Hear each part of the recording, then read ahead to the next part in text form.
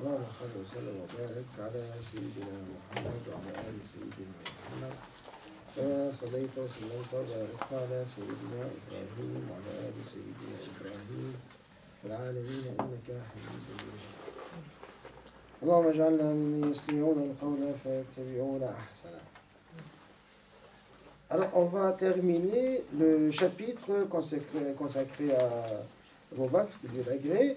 On a dit l'essentiel. Il reste le contenu de document 2 que vous avez. En résumé, les 3 points qui sont à la fin en français, c'est la quintessence de ce qu'il y a dans ce témoignage. En fait, il s'agit de témoignages. J'en ai apporté 3 autres pour les autres califes initiés. Ce sont des témoignages, des portraits, témoignages de Hafd al-Dhahabi. Le plus fiable, à mon avis, c'est mon avis personnel, le plus fiable et le plus objectif de Al-Hadith. Lui, il ne se dérobe pas. Il se vante d'être Al-Hadith et d'être salafiste aussi. Pour eux, quand ils taxent quelqu'un, ils lui disent ça, kana salafiyan, c'est pas pour les dénigrer. Hein. Pour lui, il est en train de le vanter. Donc lui, il annonce la couleur, il est objectif aussi, il essaie de ne pas s'attaquer aux gens, de leur chercher des... Voilà. C'est pour cela que ces œuvres, dans ses œuvres, dans les biographies qu'il fait, même pour les ennemis, même pour les gens auxquels il n'accorde aucun crédit, ils sont complètement exempts de violence verbale. Quand il décrit les 4 califes, alors là, il écrit ça, il n'a pas besoin de les ménager parce que pour lui et pour normalement tous les gens de science, il représente des modèles intouchables, non critiquables. Et tout ce qu'ils font, c'est une référence. C'est pas à critiquer, mais c'est à prendre comme un exemple. Même ce qui pourrait paraître choquant pour nous, pour la génération des Al-Hadith, ce sont des actes qu'on doit prendre comme modèle de comportement. Parlant d'Abu Bakr, que Dieu l'agrée, on voit quand même qu'il a été obligé de sortir de ce respect quasi un respect quasi sacralisant, c'est presque une sacralisation, surtout beaucoup plus qu'un respect. Mais là, quand il parle de certaines positions d'Abu Bakr, bien qu'il, pour lui, c'est le sublime, le non critiquable, le presque infaillible, je dis bien presque, hein. Mais lorsqu'il touche au principe sacro-saint de salafisme, qui est le principe de l'argumentation absolue accordée, du pouvoir argumentaire absolu accordé aux citations unitaires, Akhbar al-Ahad. Si je fais un tout petit rappel pour ceux qui n'étaient pas avec nous dans le séminaire de hadith, Akhbar al-Ahad, c'est-à-dire le hadith qui, dans l'une des chaînes des maillons au moins, il y a un seul narrateur. Alors, il peut y avoir plusieurs narrateurs dans toutes les chaînes, sauf un. Sauf un maillon. Là, avec ce maillon-là qui contient un seul narrateur, il devient unitaire. C'est ça. Le problème de ce genre de citations, ce genre de récit, c'est qu'il n'emporte jamais la conviction. Il reste toujours juste au niveau de la conjecture. La conjecture, je le rappelle, dhann. La conjecture, c'est un degré de croyance moins fort que la certitude. Alors, il peut être très fort, près de la certitude, il peut ne pas l'être. Mais un récit unitaire n'emporte jamais la conviction. Il reste toujours porteur d'une conjecture. Alors, le principe sacro-saint fondamental sur lequel se fonde le textualisme en général, le salafisme, c'est que les récits unitaires ont tous un caractère argumentaire absolu. Et on va trouver Abu Bakr, que Dieu l'a écrit, complètement contre cela. Beaucoup plus même. Dans le témoignage que Hafd al-Dhahabi était obligé de nous apporter, parce qu'il est objectif, il est scientifique, il ne va pas occulter cette réalité comme le font d'autres. D'autres qui ne sont pas sincères. Il occulte certaines vérités dérangeantes. Lui, non. Il en rapporte ça, mais par la suite, il exprime sa réserve ou il essaie de relativiser, ou comme il a fait dans ce texte. Alors, dans ce texte, il a rapporté 3 événements essentiels. Le premier, c'est que Abu Bakr, que Dieu l'agrée, avait voulu dissuader tous les musulmans de s'adonner à la narration de hadith en général. Alors, il ne s'agit pas de transcription, écoutez, hein. Là, c'est fini, c'est terminé, la transcription est interdite depuis le prophète et personne n'écrit. Nous sommes au stade de la narration orale. Il dit, mais écoutez, vous racontez des hadiths, je traduis, hein, c'est ce qu'il y a dans le texte. Vous racontez des hadiths du prophète et vous n'êtes jamais d'accord là-dessus. Alors, que va être le cas de ceux qui vont raconter d'après vous? Déjà, vous, maintenant, vous n'êtes pas d'accord. Regardez comment il raisonne, lui. Alors, pour vous donner un exemple, les hadiths attribués au prophète sallallahu alayhi wa sallam et qui parlent de la manière de faire l'oudou pour la prière. Et il y a au moins une trentaine. Et elles sont différentes. Mais est-ce qu'il y a 30 formes ou 25 formes? Je n'ai pas le chiffre exact, mais finalement, ça se résume en 5 ou 6 formules. Parce que les récits ont des intersections.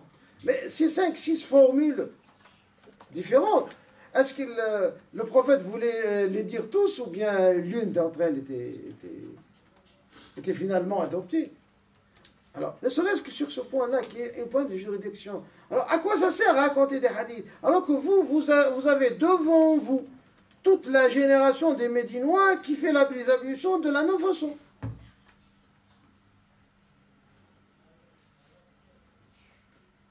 Voilà. Donc, lui, il voulait guider les gens à laisser la tradition orale parce qu'elle ne va apporter que la discorde.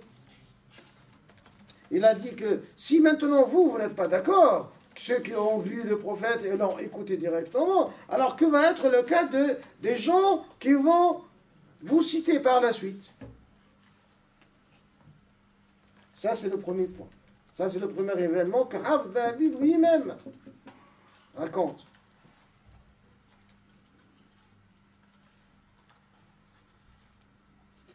Le deuxième, c'est que même en jurisprudence, alors la jurisprudence, là, c'est le champ où on est obligé de débloquer les situations. C'est comme dans la justice.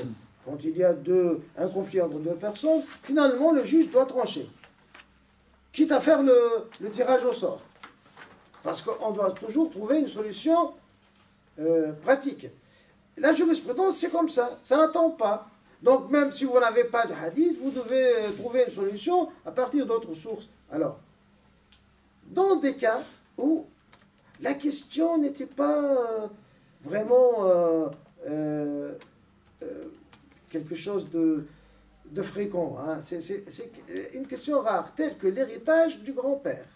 Alors, c'est le cas où le grand-père ou la grand-mère, elle va hériter de son petit-fils. Ou il va hériter de son petit-fils. Alors, quelle est sa part? L'héritage de la grand-mère ou du grand-père? Oui, mais ça, vous le connaissez maintenant. La sixième. Oui, ça, vous le connaissez. Qu'est-ce que vous l'a dit? Un verset coranique. Quel est là? Non, c'est le Non. grand-père. Quel c'est le frère. Oui. C'est vous. Le grand-père n'existe pas dans le Coran. Parce qu'Abou Bakr il a dit, mais je ne trouve pas ça dans le livre de Dieu. Je ne sais pas. Alors, si quelqu'un avait entendu le prophète dire combien, alors qu'il me le dise. C'est Ali qui lui avait posé la question, c'est ça? Qui? Ali qui lui avait posé la question? Non. Non. J'ai pas dit Ali, moi. Non, Ali avait posé la question du vivant du prophète. Il l'avait posé au prophète, non? Non. Et il avait la réponse et... Ali n'existe pas dans ce récit du tout. Il y a l'affaire ici entre quelqu'un qui est venu demander, c'est une femme d'ailleurs, il est venu demander combien le grand-père ou la grand-mère hérite. Il a dit, moi je ne sais pas, je ne lui trouve pas une part dans le livre de Dieu. Mais si quelqu'un le sait, alors qu'il me le dise. Alors, finalement, Al-Mughira ibn Shu'ba était là, il a dit, moi j'ai entendu le professeur, ça lui a accordé le 6e. Alors qu'est-ce qu'il lui a dit? Il lui a dit, mais tu dois apporter un témoin. Regardez donc.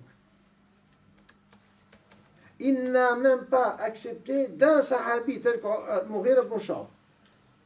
Celui qui a été nommé gouverneur, celui qui a été chef d'une grande armée, celui qui a été conquérant, je ne sais pas quoi, tout cela, hein, par la suite, il va l'avoir dans son acquis, et maintenant, il n'est pas accepté comme témoin unique.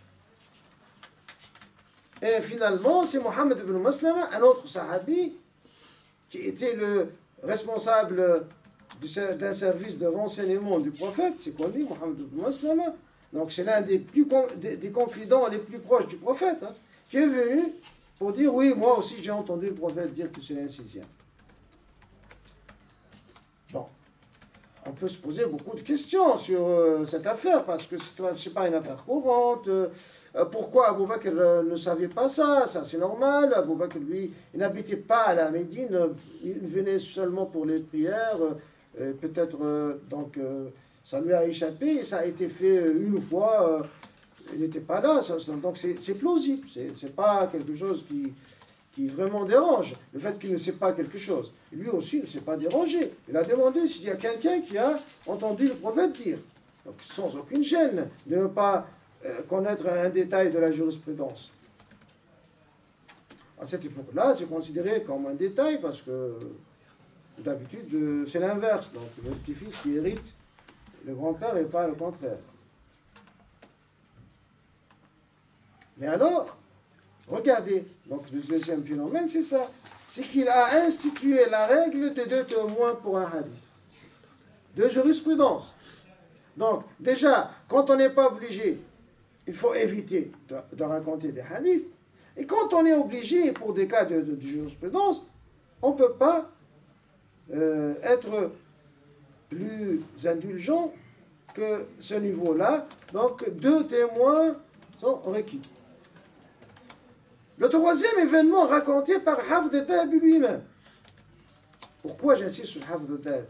Parce que c'est un salafiste, quelqu'un qui se réclame du salafisme. Ce n'est pas un rationaliste qui veut détruire le temple des hadiths. Non.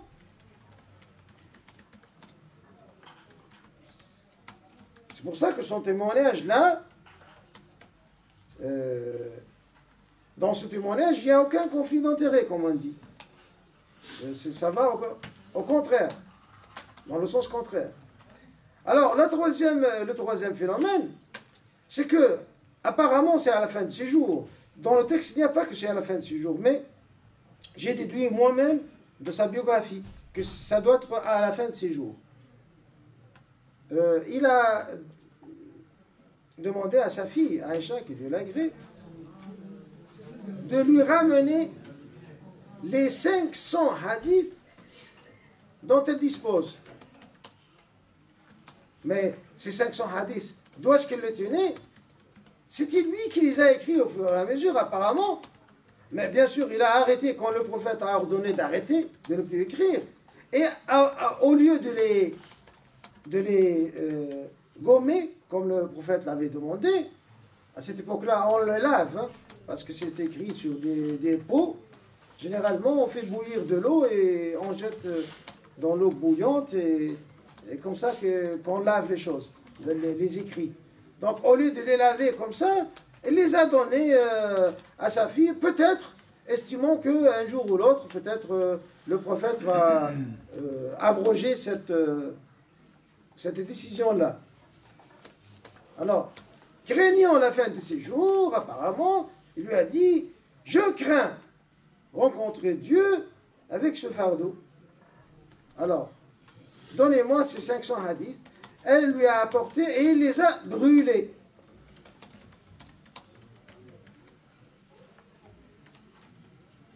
« 500 hadiths. Il les a brûlés. Voilà Abu Bakr as-Siddiq, que Dieu l'agrée.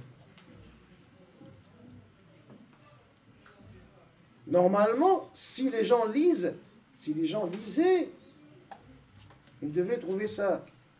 Apparemment, ils lisent peu, et s'ils lisent, ils comprennent encore moins. Parce que ça saute aux yeux, ça. Alors, des gens qui prétendent être salafistes, c'est quoi salafisme? C'est-à-dire être disciple des salafs. Salaf, c'est quoi? Ça veut dire ancêtre. Alors, il n'y a pas plus salaf que Abu Bakr. Il n'y a pas plus noble comme salaf qu'Abu Bakr. C'est le salaf des salafs. Voilà donc l'apport fondamental à la culture islamique et à la science médinoise qu'Abu Bakr avait fait. Il a protégé la science médinoise de la falsification des narrateurs. Parce que, figurez-vous, si on a laissé le champ libre aux narrateurs de raconter tout ce qu'ils auraient dans la tête, du vrai, du moins vrai, des bribes de phrases arrachées de leur contexte, tout ça, et on aura la chose et son contraire. Et par la suite, certains vont s'amuser de leurs enfants ou de leurs proches à écrire ce qu'ils disent, et ça va être en contradiction avec la tradition médinoise. On va même perdre la tradition médinoise. Donc on va perdre la boussole carrément. Maintenant, 14 siècles après le décès du prophète sallallahu alayhi wa sallam, on a bien notre boussole. La boussole est toujours là. Une tradition médinoise qui est toujours là. Donc quand on dit la sunna est toujours là. Ce n'est pas des bribes de hadith arrachées de leur contexte.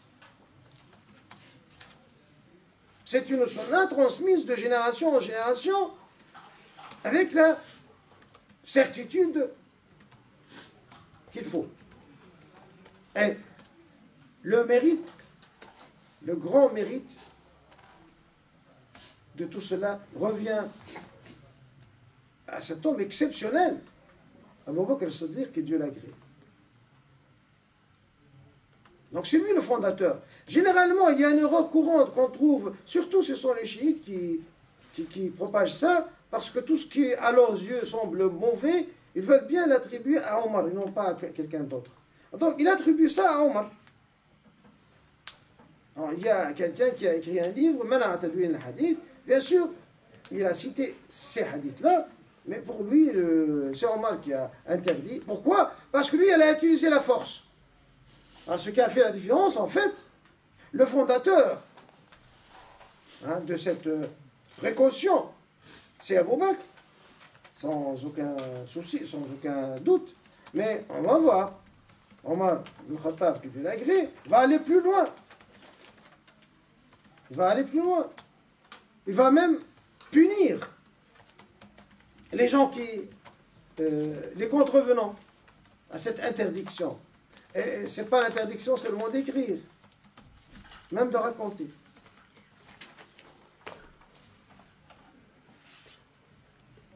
Alors ça, il fallait le dire pour Abu Bakr parce que tout son acquis politique peut être mis de côté. Et cet acquis-là, cette règle de précaution essentielle, qui est la règle fondatrice de la précaution médinoise, peut être l'équivalent de tous ces autres acquis politiques. Les États disparaissent, tout disparaît, mais quand même, il ne fallait pas perdre l'essentiel, qui est le message pratique. Parce que le Coran, c'est bien le message théorique, mais la Sunna, la tradition du prophète, c'est le message pratique. C'est la concrétisation du message. Donc, juste une petite remarque. Oui. Là, le prophète sallallahu alayhi wa sallam, dans l'affaire de Jeddah, il a accepté quand même la citation des deux témoins. Deux témoins. Oui. Oui, oui, mais dans la jurisprudence, parce qu'il fallait débloquer la situation, et encore deux témoins. Donc deux témoins, là, il n'a pas inventé ça. Nous avons dans le Coran, vous pouvez débloquer une situation même d'un meurtre avec deux témoins. Il suffit de deux témoins même pour sanctionner un meurtre. Donc ça, c'est le Coran qui le dit, hein, les deux témoins. Donc, on peut, sur la base de cette, appelons ça cette jurisprudence, c'est-à-dire le choix juridique fondamental d'Abu Bakr al-Siddiq et de l'agré, sur cette base, on peut fonder une règle, c'est que si le hadith unitaire n'est pas acceptable, même pour les situations de déblocage, les hadiths dits aziz, dans la science des hadiths, on a vu ça. L'aziz, c'est celui qui est transmis par deux témoins. Donc la maille ou le maillon de la chaîne le plus petit contient deux témoins. Et appelé hadith l'aziz. Pourquoi on l'appelle aziz d'ailleurs? Aziz en arabe ça veut dire rare. Parce qu'il n'y en a pas beaucoup des hadiths comme ça. Il n'y en a pas beaucoup. C'est une catégorie assez rare. Donc on peut, sur cette base, énoncer cette règle, oui. Et d'ailleurs, il y a un courant qui est de plus en plus, qui gagne de plus en plus de terrain, qui en a assez des ravages faits dans la communauté au nom de hadith unitaire. Parce que tous nos mots, avec AUX, toutes les calamités que la communauté musulmane connaît, mais sur la base de quoi? En majeure partie, hein, c'est sur la base des hadiths unitaires. Avec un hadith unitaire, on qualifie telle ou telle personne d'apostat, on qualifie telle ou telle attitude d'apostasie, voilà. Et on se permet de l'effusion de sang, on se permet beaucoup de choses avec des hadiths unitaires. Alors que ça n'a aucune légitimité. Selon la science médinoise, ça n'a aucune légitimité. Et le Coran condamne de se laisser emporter par la simple conjecture, dans 30 versets. Il y a 30 versets qui condamnent la conjecture. Et pourtant, parce que sur le plan politique, c'est devenu par la suite la machine, cette règle, c'est-à-dire le caractère présumé argumentaire absolu des citations unitaires, cette règle-là, c'est la machine utile de préférence, de prédilection pour tous les pouvoirs qui veulent asseoir leur autorité et donc ils font miroiter des hadiths unitaires qui sont des fois fabriqués sur commande, confectionnés sur commande. Alors que on ne peut pas fonctionner, on ne peut pas fabriquer ou confectionner un mutawatir, un hadith qui est transmis collectivement, ou même un aziz qui est transmis par deux personnes. Bref, on va retrouver cette même attitude chez Omar ibn Khattab, que Dieu l'agrée. Alors, on va passer maintenant au second chapitre. Bien sûr, Abu Bakr as-Siddiq, lui, il a fini ses jours malade, ces derniers jours il était malade, craignant, et alors que la grande majorité des décideurs et de ce qu'on appelle al-hal wal-aqd, c'est-à-dire ceux qui normalement constituent le conseil qui va élire son successeur, parce que lui il a été élu dans un conseil de Sarifa, dans la Sarifa de Bani Saïda. Alors son successeur, qu'est-ce qu'il va aller dire?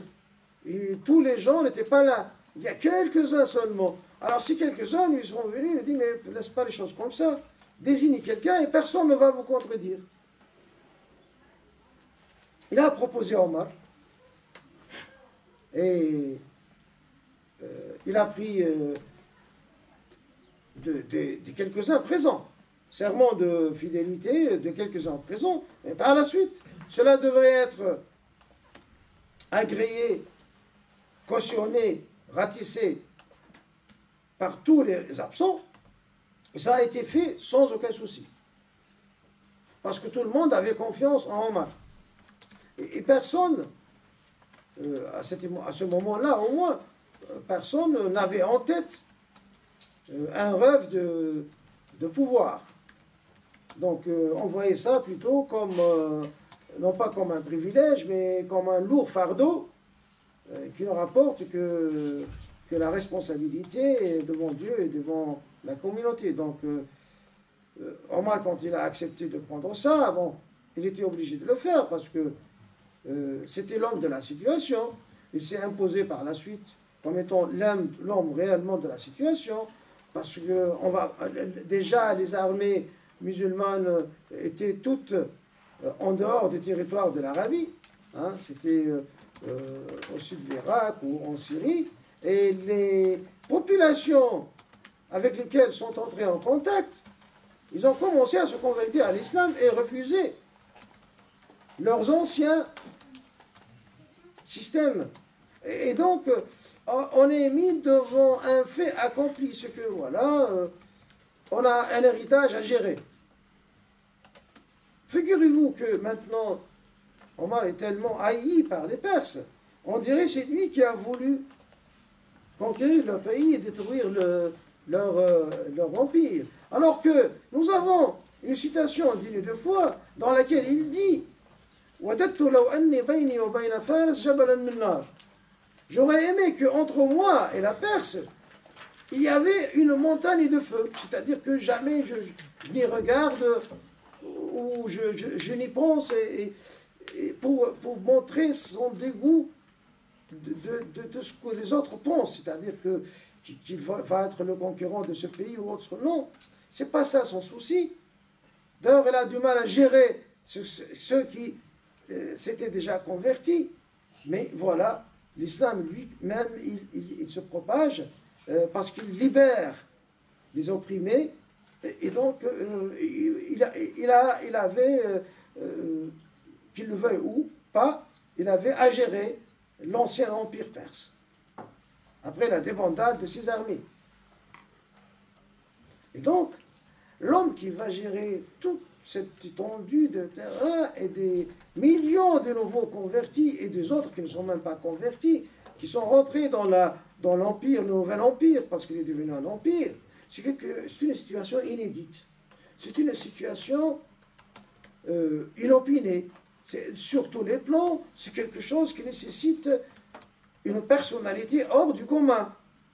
Ce n'est pas quelque chose de banal. Il fallait quelqu'un de cette trempe, quelqu'un de ce caractère très fort, et quelqu'un d'intransigeant, et surtout, quelqu'un qui a les horizons ouverts, ne doit pas être borné.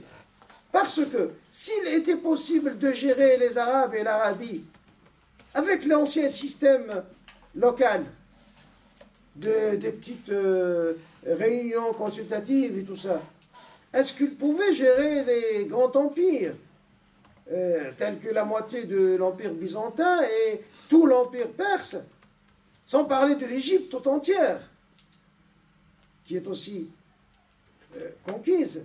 Est-ce qu'il pouvait gouverner tout cela avec l'ancien système, basé sur les petits conseils de quelques personnes qui se réunissent à la commande? Mais non. Il fallait un système adapté à la situation. Et là, il fallait quelqu'un d'ouvert d'esprit, qui ne veut pas dire « Oh non, c'est haram, c'est un truc des kafirs, comment on va faire ça ?» Eh bien, regardez, il va casser tous les tabous, il va importer le système administratif perse, celui des diwan. C'est lui qui a importé le diwan. Mais c'est le système le plus performant, c'est le système administratif, bureaucratique le plus performant, où il y a une gestion financière assez développée. Parce que diwan, à l'origine, c'était pour compter les sous. Et par la suite, il s'est étendu. Il s'est étendu pour gérer les autres affaires, pas seulement financières. Il ne s'est pas du tout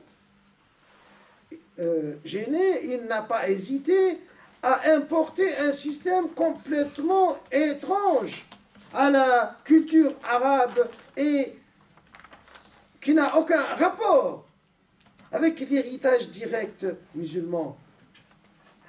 A-t-on vu quelqu'un lui dire « Écoute, ça s'appelle tashabbuh bil-kuffar ». C'est une ressemblance avec les kuffars. Eh bien, ce hadith n'existait pas à l'époque de Omar. On l'a fait ressortir un siècle après. Alors, il faut voir par la suite, est-ce qu'il a été inventé ou un peu falsifié, ou alors, ce qui est ma conviction, il n'a été ni inventé ni falsifié, mais il a été arraché de son contexte, ni plus ni moins. Alors, une phrase qu'on arrache de son contexte, ça peut donner un sens tout à fait différent. Ne serait-ce que « Wala taqrabu s-salat ». S'approchez pas de la prière. Ça existe dans le Coran. « Waylun lil-musallin » gare à ceux qui prient. Gare aux prières. Ça aussi, ça existe dans le Coran. Ça s'appelle arracher une phrase de son contexte. Alors tous les hadiths, pas tous, mais la majeure partie des hadiths sont comme ça. Imaginez le prophète qui parle, sallallahu alayhi wa sallam, est-ce qu'il parle une phrase, il change de sujet? Mais non, tout un discours, plusieurs minutes, sinon des fois 1 heure ou plus, je ne sais pas, mais de toute façon, plusieurs pages. A-t-on le droit de prendre 1 ligne ou 2 lignes, comme ça, séparément, et prétendre dire, voilà, le prophète a dit ça. Mais qu'est-ce qu'il a dit avant? Qu'est-ce qu'il a dit après? C'est ça ce qui fait la différence. Et c'est pour cela que Abu Bakr a interdit même la citation des hadiths, non pas la transcription. Et Omar, après lui, il a été plus exigeant, il a été plus intransigeant, il a été même violent. Il a puni sa fameuse Dorra. Alors Dorra, j'aime bien imaginer comment c'est, mais personne ne l'a dit. Apparemment, c'est un bâton souple. Ça fait beaucoup de mal et ça ne blesse pas. Peut-être que... Un martinet. Pardon? Un martinet. Un verre de boue. C'est vrai, mais il y a une sorte de bois qui est souple et C'est le roseau. Et qui fait mal, mais qui ne blesse pas. Il ne laisse pas de la trace. Mais il avait toujours sa dora dans la main et il punit sur le champ des contraventions. À celui qui le prend en flagrant délit de propager le hadith, il tape dessus. Alors, ce que je viens de dire là, il est à la lettre dans le texte de l'après-midi. Là, j'ai apporté un texte cet après-midi dans lequel il y a la biographie de Omar, que Dieu l'agrée. Et là, quelqu'un raconte comment il a vu son père, qui Omar l'avait pris au flagrant délit, il l'a tabassé avec la doura. Mais maintenant, on a l'impression de découvrir des choses. Hein. C'est malheureux, parce que nous avons été bombardés pendant un temps assez long par des contre-vérités. On a tendance à plutôt être convaincu du contraire, complètement du contraire. Et on est fier de se balader avec un Riyad Salihin ou tout un autre recueil de hadiths dans lesquels il y a des petits bribes des paroles du prophète. On est très fier d'avoir ça et de l'apprendre par cœur même. Alors que de l'époque de Omar, que Dieu l'agrée, on risque d'être tabassé pour ça. Ça, c'est fondamental, il faut le comprendre. Et si nous, maintenant, on veut être fidèle à ces gens-là, on doit prendre ce qui vraiment leur fierté. Sans cela, on aurait perdu la tradition médinoise qui est la sunna, la véritable sunna. Ça aurait été mélangé avec des bribes de hadith et ça aurait été beaucoup plus difficile par la suite. Donc, regardez, du coup, il continue avec vigueur et violence même à appliquer la règle instituée par son prédécesseur. Deuxièmement, il n'hésite pas à importer un système complètement étranger, un système administratif complètement étranger à l'islam. Il n'est ni dans le Coran, ni dans la Sunna. Il n'a pas, à cette époque-là, il n'y avait pas de salafiste qui pourrait lui objecter pourquoi tu fais quelque chose qui n'est pas dans le Coran de la Sunna, que tu as fait une bid'a. Il n'y avait pas de salafiste à l'époque de Omar. C'est un mal qui est venu après.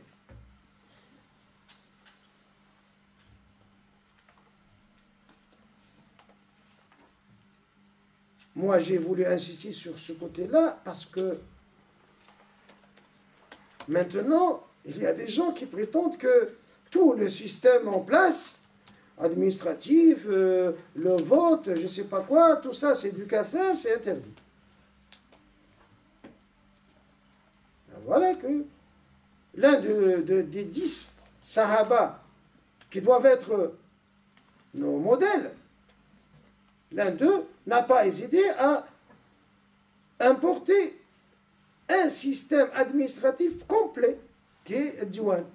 Entre parenthèses, le mot diwan, ça veut dire fou. À l'époque, c'était divané. Divané en langue perse, ça veut dire fou. Le Khosso, c'est-à-dire l'empereur de Perse, il est entré une fois à la grande salle où les comptables étaient en ligne et chacun il comptait les chiffres devant lui et tout ça. Alors, tous, ils remuaient la tête comme ça, pour ne pas être ennuyés, certainement. Alors, il les a fait faire comme ça, mais il a dit, devenez instinct, ils s'en foutent. Alors, on les a appelés les fous. Et toute la salle, là, la salle des fous. Et c'est devenu le nom, parce que quelqu'un qui est insulté par l'empereur, il a de la chance. À cette époque-là, on le prend plutôt pour un compliment. L'empereur en personne a daigné l'appeler fou. Donc, il doit s'estimer vraiment heureux. Et donc la salle des fous, c'est la salle de la gestion financière de tout l'État. Et par la suite, elle a été importée avec son nom. Les Arabes ont dit Divan-e-Gan, c'est le pluriel du fou, ou Divan-e-Khoné, ils ont enlevé Khoné. Hein, là, ça, c'est plus la salle des fous, mais voilà, ils ont conservé le mot fou seulement, Divan, voilà. Ad-Diwan, ça est devenu Ad-Diwan. Et en français, douane, non? C'est pas que ça vient? Ah non? Le divan? Non, mais je dis ça. Le divan, c'est autre chose en français. Non, douane. La douane. Ah, la douane? Oui. Eh ben, c'est le registre. Oui, parce que ils l'ont pris de l'arabe. Diwana. Oui. La douane, oui, je pense que ça doit être ça, oui. Parce qu'il y a 3000 mots d'origine arabe. Hein. Peut-être la douane, c'est l'ont pris de diwan, de l'arabe. Donc, il faut bien savoir ça. Et si vous voulez, les sources ne manquent pas. Vous avez, heureusement, il y a des livres qui sont traduits en français. Par exemple, il y a le Muqaddam Ibn Khaldoun, les Prolegomènes d'Ibn Khaldoun en français. Là, il décrit même cette scène-là, d'Ivoiné et tout ça. Vous pouvez la trouver là-bas.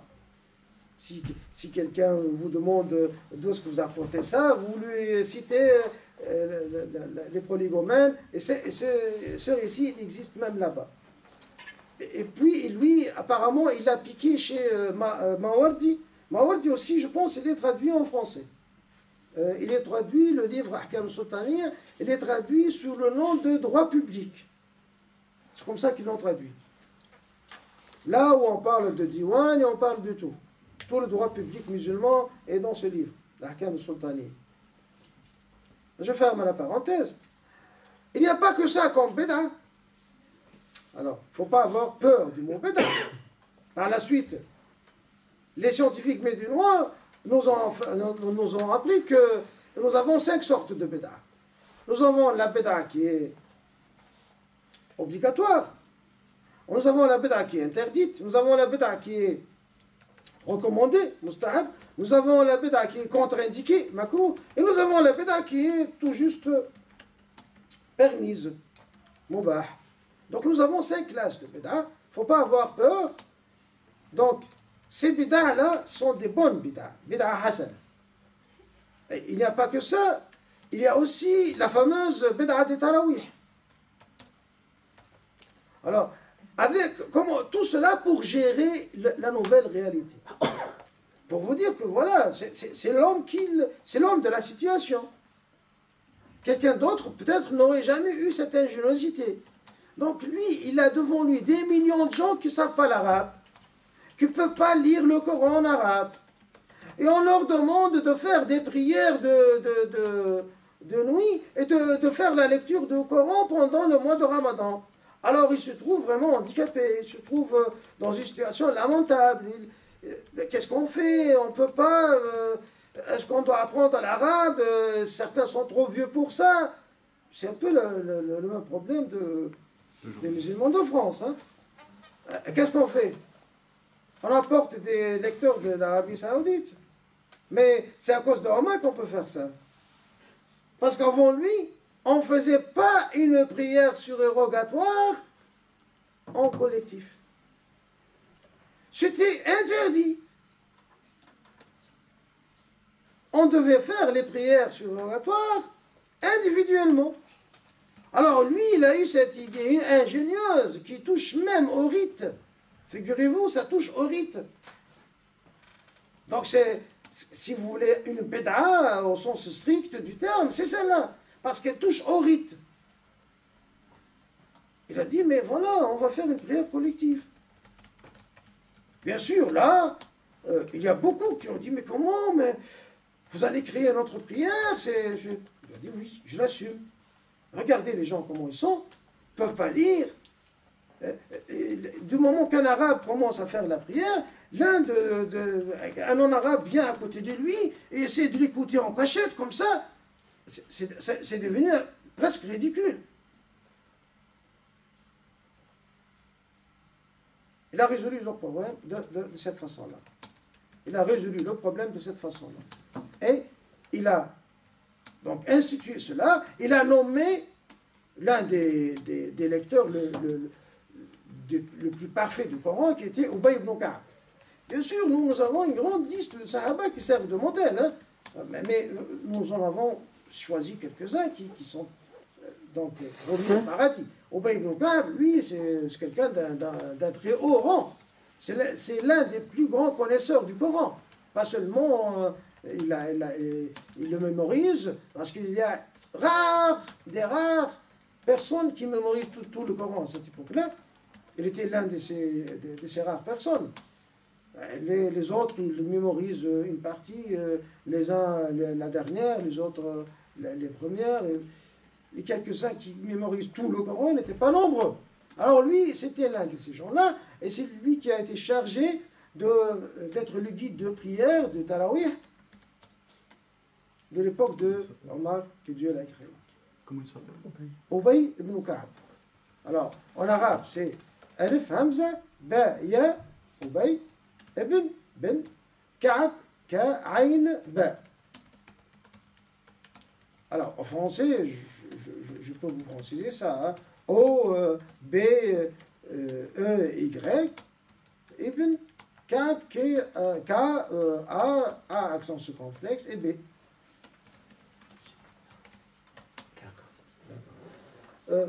Pour clôturer les innovations, bien sûr, je l'ai cité le matin, je ne vais pas le faire, je vais rappeler seulement. Hein, l'abrogation, tout à l'heure j'ai eu une discussion assez passionnante avec Cheikh Saïd, il n'est pas d'accord pour que j'utilise le mot abrogation. Bon, on peut le mettre entre parenthèses, hein, ça ne me dérange pas. L'abrogation, littéralement, c'est cesser d'utiliser un texte, c'est-à-dire abrogation d'un texte du Coran, il est toujours là, mais on ne l'applique plus. Et le texte qui dit que le 8e de la zakat va aux nouveaux convertis,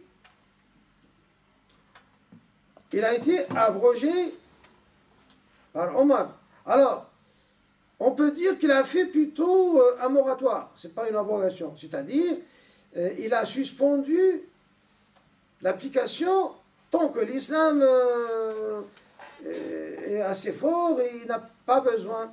Mais toute la question était là. Hein.